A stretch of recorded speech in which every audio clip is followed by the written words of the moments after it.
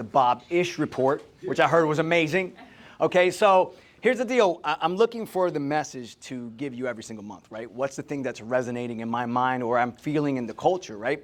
And I know that this is the right message because very rarely do me and Gil talk multiple days before and talk about the same exact thing, right? So usually the way this works is like the night before, me and Gil talk, and he's like, what are you doing? I'm like, here's what I'm planning. He's like, all right, well, that's not what I'm doing. And I'm like, gosh dang it, and then I got to change the whole thing. Not this time. This time, we both talked a few days ago, and we're like, dude, you're thinking the same exact thing, right? You're thinking the same exact thing. So here's the deal. I believe we're a personal development company that happens to do real estate. You think you're here to do real estate, but you're really here to do life. Real estate is just a tool in the vehicle for you to become the person that you want to be. And one of the biggest joys that Gil and I have being part of this culture is seeing people grow. It's just seeing people change over time, the evolutions over time, right? And not only in you guys, but in ourselves, right? But one of my favorite moments when somebody comes to me is this moment. I call it the crossroads. If I had talked to Vic before, I put Bone Thugs and Harmony on right now. Crossroads, right? So it's this point, because there's this point that happens a lot of times with agents, because I feel like I'm watching Tale of Two Cities. There's a lot of people in this office that are doing better than they ever have before. And then a few people are struggling, right? And when they're struggling, they will come to me at this crossroads section. And let me ask you guys a question. And be honest, be vulnerable.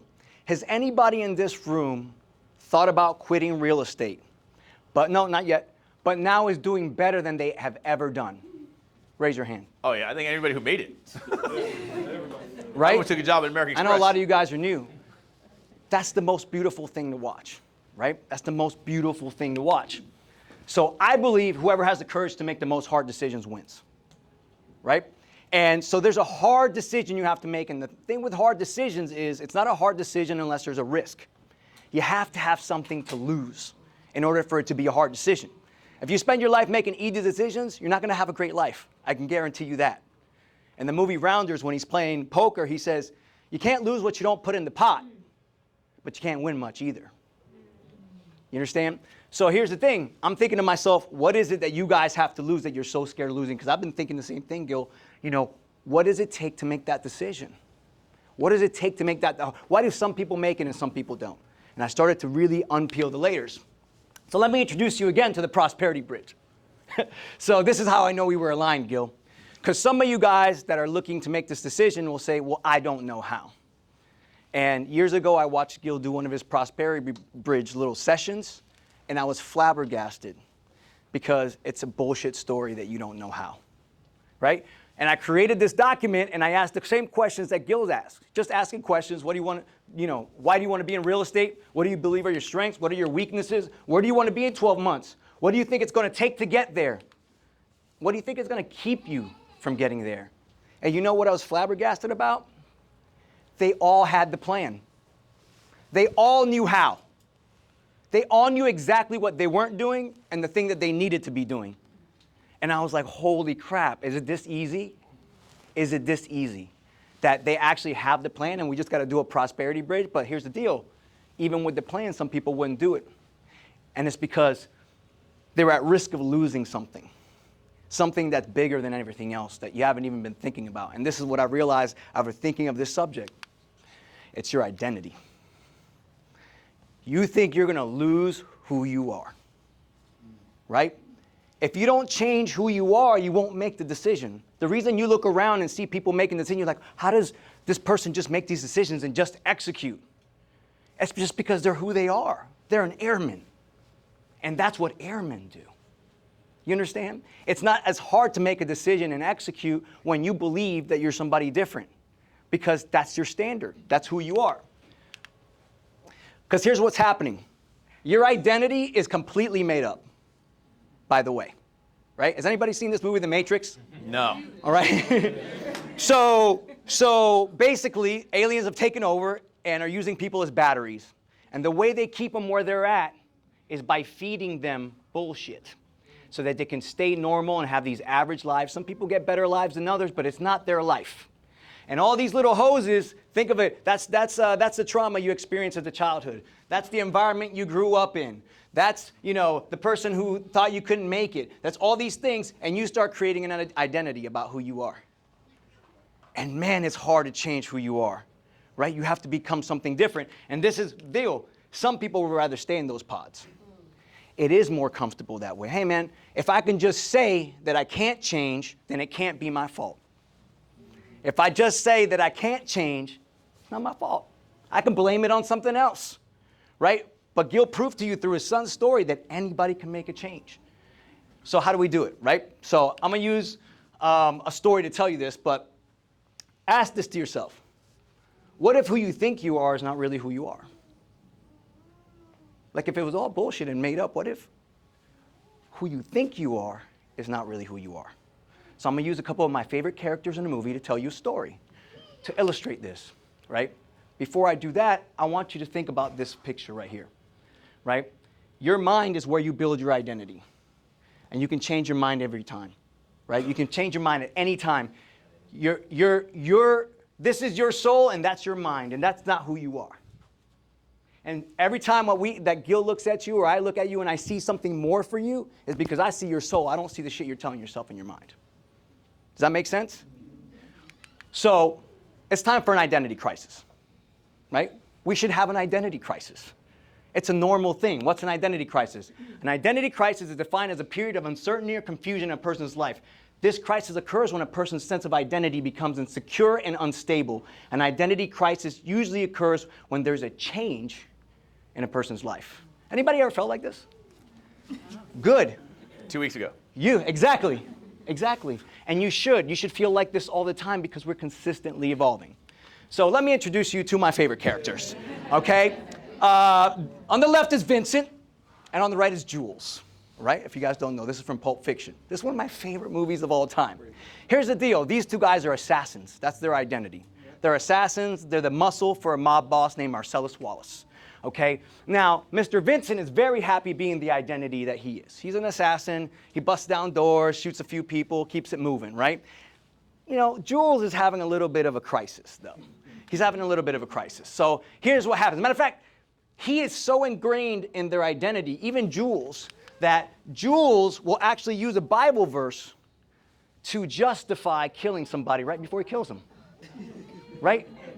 You remember the Bible verse. Not actually a real Bible verse, by the way, but he uses this. Do you know anybody who uses religion like that?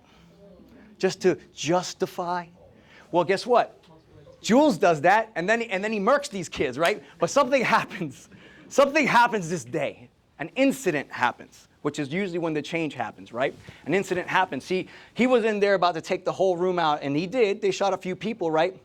But they didn't know that this guy was behind a door with a gun. There was a roommate in the other room. Nobody said anything, right? So this guy comes out. It's just Vince and Jules standing in the middle of a room, and this guy unloads all of his bullets, all of them, straight at Vincent and Jules. And not one bullet hits them. Not one. And they stand there and they're just like, they can't believe it. They can't believe it, right? That none of these bullets hit them. And then Jules just can't get past it. Vincent thinks it's lucky. We got lucky, buddy. Let's get out of here. Jules can't get past it.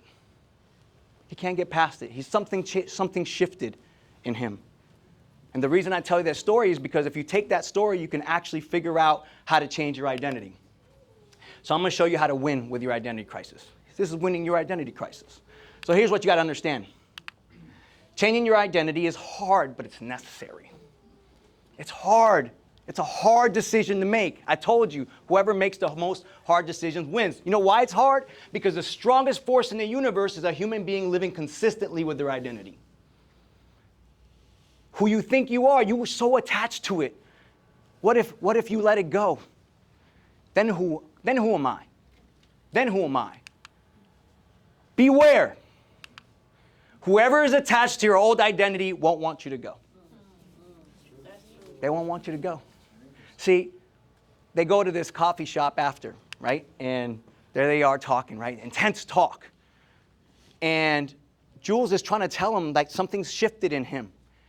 And Vincent doesn't want to let it go. Why? Because he's scared he's going to lose his friend, right? He's scared that he might have to look at his own life and change his identity. And he's not prepared to admit that he might have control of that identity. That he might actually have the same decision that Jules has. He doesn't want to look at it, right? He doesn't want to look at it. So beware of this. Some people you will have to separate from, not in a negative way, but you just have to do it. You understand? They want to keep you there, not because they don't want to see you grow. It's because they want to go get you back to the club again. Who are they going to party with? But you got new things to do. You understand? You have to make a hard decision. Evolve or die. It is that serious, by the way. It is that serious. Now, for Vincent, this is what happened to him later that day. He went on one more job. But it is that serious. You have to make a decision. Because that decision you make about changing your identity can change the entire trajectory of your entire life. So you have to decide. Now, I wrote it like this because I was just in Asheville with my family, and I told my sister, I said, look, I'm trying to figure out this Bob report thing, right? I'm thinking of talking about identity and about making a decision. What does it take to make a decision? And she sent me this video from a pastor. And he started talking about the word decide and what it actually means. The word decide actually means kill off. To kill off. That's why they use homicide and pesticide. It's to kill off. You literally have to kill your old self so that you can evolve into your new self. And it's a hard, hard thing to do. I believe hard decisions have the highest ROI. That's what I believe. They have the highest return on investment. The harder decision you make, the higher return on investment. That's what I believe. And then finally, I'll leave you with what I believe to be the most important lesson of this little part of the movie. You see, ever since those bullets went past those guys and didn't hit them, there's been an argument between Vincent and Jules about whether it was a miracle or not. He was saying to him, hey, this was a miracle. And Vincent's like, no, you got lucky. He's like, no, man, I need you to acknowledge that this shit was a miracle. Right? And there was this back and forth because he was starting to shift his identity because he realized something. And he says this to Vincent. He says, it's insignificant whether or not you think this was a miracle. He goes, what is significant is that I felt the touch of God. God got involved. So whether you're a believer or not, I bet you that there's been a moment in your life where God intervened. Even if you don't believe, I can ask you a question because I'm going to tell you, I've done enough dumb shit to know God intervenes. Yeah. We're still here. You know what I'm saying? So this is what I'll leave you with. And this was the main lesson of this story is honor the moments when God gets involved.